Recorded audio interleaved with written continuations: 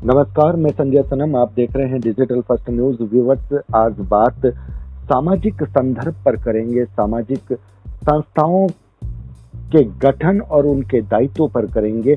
Social media पर एक post थी चेन्नई के श्रीमान सुगाल चंद जैन साहब की।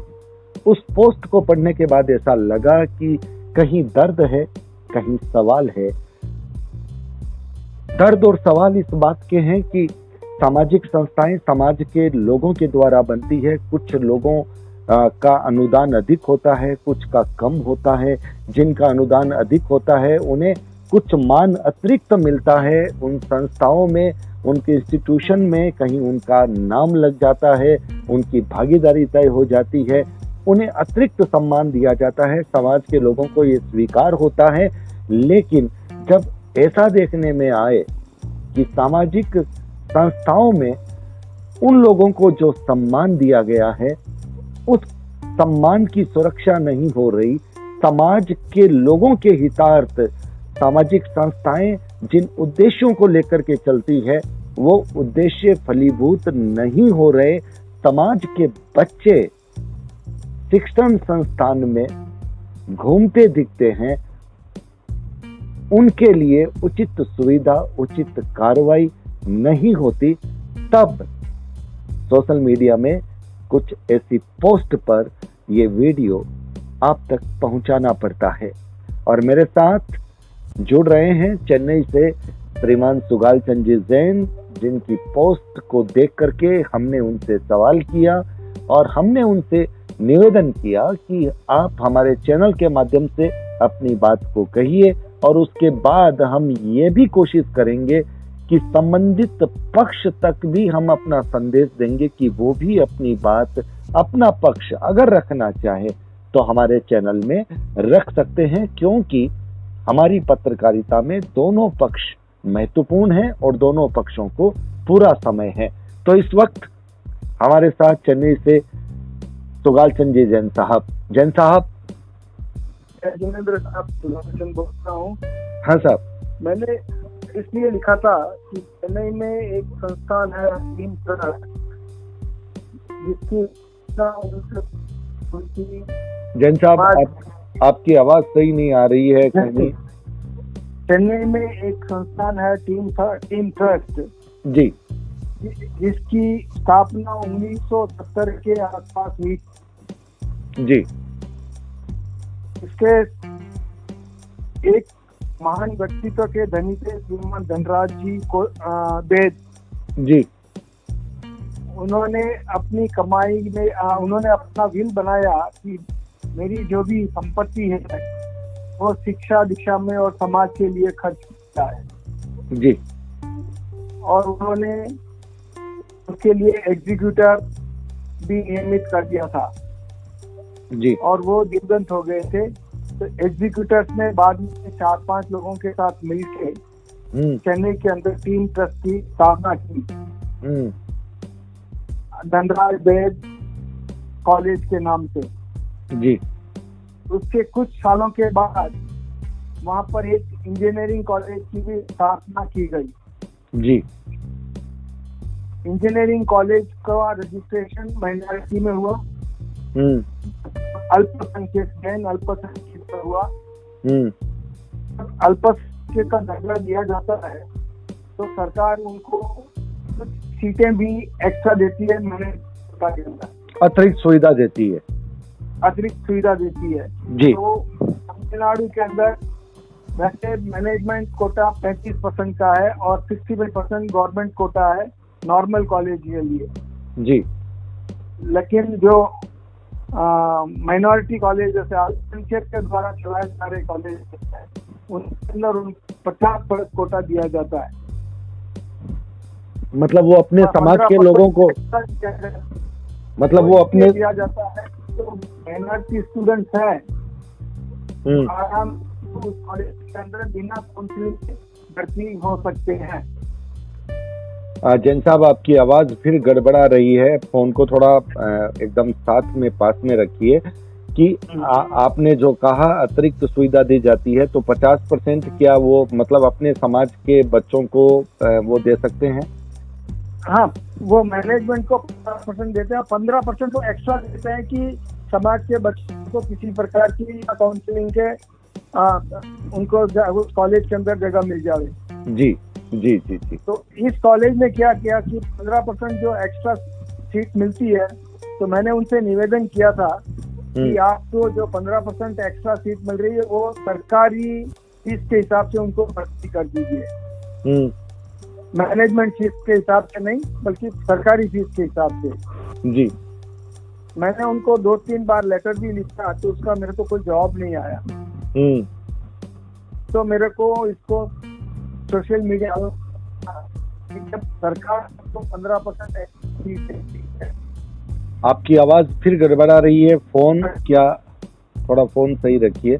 मैं आपसे ये कह रहा हूँ कि मतलब आपका सुझाव था, आपकी ये मांग थी कि समाज के बच्चों के लिए आप जो सरकारी फीस है उस आधार पर आप उनसे लीजिए, यही बात है ना? जी। हाँ जी। मतलब आप अपने अभी जो आपकी फीस चल रही है वो फीस निश्चित रूप से ज्यादा होगी, आप ये कहना चाहते थे कि समाज के बच्चों की फीस सरकारी हिसाब से मतलब न्यूनतम ली जाए। सरकारी, और इसके पास वो भी नहीं है तो उनको छात्रवृत्ति भी दी जाए। छात्रवृत्ति दी जाए, जी हाँ, क्योंकि समाज के पैसे से बनी हुई है और इन इंस्टीट्यूशंस के अंदर नॉर्मली सरप्लस ही रहता है, आय से खर्च से आय ज्यादा होती है। तो उसको फर्दर डेवलपमेंट की जगह पहले मतलब समाज के बच्चों, समाज के हित को देख के बाद में फर्दर डेवलपमेंट पर लगाया जाए।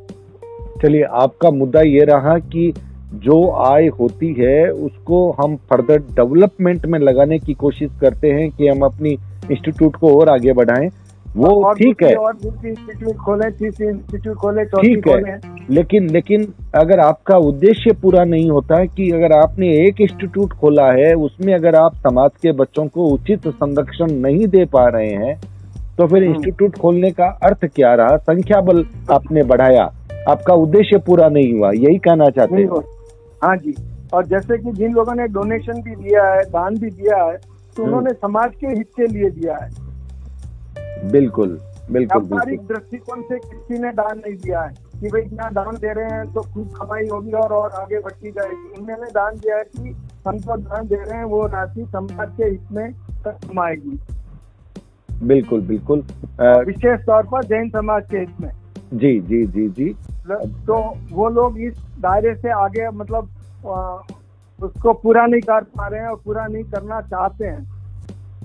मतलब समझ में ये आ रहा है कि वो एक इंस्टीट्यूट की जगह 2, 3, 4 इस होड़ में है, इस दौड़ में है, इस होड़ में है। हाँ, मतलब आप जो बात कहना चाह रहे हैं उसे ऐसा लगता है कि समाज के बच्चों को जो सुविधा मिलनी चाहिए थी वो नहीं मिल करके वो जो आय हो रही है जिसका उपयोग समाज के बच्चों के लिए होना चाहिए था उसमें पूरा नहीं होकर के इंस्टीट्यूट बनाने की कोशिश में जा रहा है।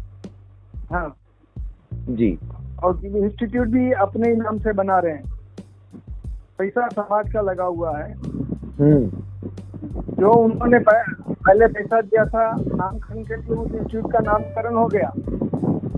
जी, अब बात वहीं आ गई। जो नामकरण हुआ तो वो कॉम्प्यूटर नाम नहीं हो गए थे, वो भी उन्होंने अपने परिवार के नाम से बनाया।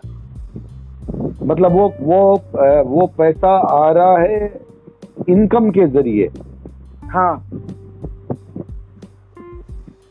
अब ये सवाल है कि एक बार आपने अनुदान ज्यादा दिया, समाज ने आपका नाम लगवा दिया, अब उस इंस्टीट्यूट में समाज के लोगों का भी पैसा लगता है और इंस्टीट्यूट अगर अच्छा चलता है तो उसकी आय भी होती है। अब अगर दूसरा इंस्टीट्यूट बनता है तो उसमें फिर उनका नाम क्यों लगे, ये सवाल है ना? हाँ, वो भी सवाल है जी। और जी। मैंने अभी इसलिए डाला कि उन्होंने मना मतलब कोई जवाब नहीं दिया जब हमने उनके पास मांग रखी तो। लेटर भी लिखे मैंने उसमें अपने सन पोस्ट लेटर का ब्यौरा भी दिया था कि मैंने 21 तारीख को लेटर लिखे। जैन साहब लेटर था हम लोग, जैन साहब इसकी बॉडी होगी, जैन साहब इसकी ट्रस्ट कर रहे हैं नहीं कर रहे हैं, इसकी ट्रस्ट बॉडी होगी, बहुत सारे लोग होंगे, क्या सभी लोगों की मानसिकता वही है या कुछ जो मुख्य लोग हैं उनकी मानसिकता वही है? तो लेकिन अपन पत्र तो मुख्य लोगों को ही लिखते हैं ना, जो सेक्रेटरी है, अध्यक्ष है। जी जी जी। और तो इसके अंदर एक तो लिमिटेड डेमोक्रेसी वाली है, तो इसमें ज्यादा लोग भी नहीं है, 8-10 लोग ही जुड़े, मतलब ट्रस्टी बोर्ड में है। अच्छा, कहीं ऐसा तो नहीं होता कि उसमें अपने ही परिवार के लोगों की संख्या अधिक होती है? आपके सब अपने ही परिवार के लोगों को उन्होंने ले लिया है ट्रस्ट बोर्ड में भी। तो कुल मिलाकर आपकी जो पोस्ट है हाँ। उसका अंदर का जो वर्णन है वो ये है कि सामाजिक संगठन बनते हैं, संस्थाएं बनती हैं, इंस्टीट्यूट समाज के बनते हैं, लेकिन जिस उद्देश्य के साथ बनाए जाते हैं वो उद्देश्य फलीभूत नहीं होता। वो एक के बाद दूसरे, दूसरे के बाद तीसरे की दौड़ में चले जाते हैं। जो जो आय होती है, समाज का पैसा आता है, वो नए इंस्टीट्यूट बनाने में लगता है और अपना नाम, अपना प्रचार प्रसार करने में लगता है। समाज के बच्चों के लिए जो उद्देश्य शुरू में रहा होता है वो उद्देश्य फिर फलीभूत नहीं होता, वो पूरा नहीं होता। और आपकी ये मांग थी कि इंस्टीट्यूट चाहे बाद में बना लेंगे, लेकिन अभी जो भी हमारी आय है उससे आज के जो बच्चे हैं उनको छात्रवृत्ति दी जाए, उनको सुविधा दी जाए, उनकी शिक्षा अच्छे से हो, इसकी व्यवस्था की जाए। Yes sir. तो आपका कहना ये है कि आपके सवाल का कोई जवाब नहीं मिला, इसलिए सोशल मीडिया में आपको अपनी बात रखनी पड़ी। Yes sir. जी जी, जैन साहब, आपने अपनी बात रखी और हम ये भी अच्छा रहा कि आपने इशारों में ही कहा, नाम नहीं लिया। और हम आपसे ये निवेदन करेंगे कि आप हमारे व्हाट्सएप पर उन सज्जन का नाम और नंबर दीजिएगा, ताकि हम उन्हें मैसेज जरूर देंगे। अगर वो चाहेंगे तो वो अपनी अगर स्पष्टीकरण देना चाहें तो उनकी इच्छा है, वो दे सकते हैं, नहीं देना चाहें तो उनकी अपनी इच्छा है। लेकिन विषय समाज के सामने इसलिए है क्योंकि सामाजिक संस्थाओं की जिम्मेदारी बनती है और समाज के जो हमारे पुरोधा लोग हैं, पूर्वज हैं, उन्होंने जो भी अनुदान दिया है वो इस उद्देश्य के साथ दिया है कि वो समाज के काम लगे। आप इमारतें खड़ी कीजिए, लेकिन वो बाद में कीजिए। ईंट पत्थरों की इमारतें बाद में भी खड़ी हो सकती है। असली इमारतें हैं वो है युवाओं की प्रतिभा, उनको खड़ी कर दीजिए। अगर वो खड़ी हो जाएगी तो ऐसी कई इमारतें ये युवा खुद बना देंगे। 100% राइट सर। कोई खास संदेश, अगर कोई बात छूट गई हो, आप कहना चाहते हो? कुछ नहीं, थैंक्स। तो आपने बहुत अच्छी तरह से इसको मतलब समन्वय कर दिया और बात को क्लियर कर दिया। चलिए, बहुत बहुत आभार। धन्यवाद देता हूँ जैन साहब, आपका बहुत बहुत आभार। आपने सोशल मीडिया के माध्यम से अपनी बात रखी और समाज के संदर्भ में रखी। इसमें किसी का सवाल नहीं है, किसी व्यक्ति का सवाल नहीं है, ये समाज का संदर्भ है। और समाज के संदर्भ में जो भी व्यक्ति जुड़े हुए हैं, ये उनके लिए एक सुझाव है और ये एक इस तरह का संदेश है कि उद्देश्य से हम भटके नहीं। हमारा पहला उद्देश्य जो है, हम उसे पहला उद्देश्य को पूरा करें, उसके बाद अगर कुछ आगे बढ़ सकते हैं तो निश्चित रूप से अपनी इमारतें भी बनाएं, अपनी संख्या भी बढ़ाएं, समाज को कोई आपत्ति नहीं है। बहुत बहुत आभार, नमस्कार व्यूअर्स। वीडियो को लाइक कीजिएगा, शेयर कीजिएगा। चैनल पर अगर नए आए हैं तो सब्सक्राइब करना मत भूलिएगा, बेल बटन को दबाइएगा। आप हमारे डिजिटल फर्स्ट न्यूज को ज्वाइन भी कर सकते हैं। बहुत बहुत आभार, नमस्कार।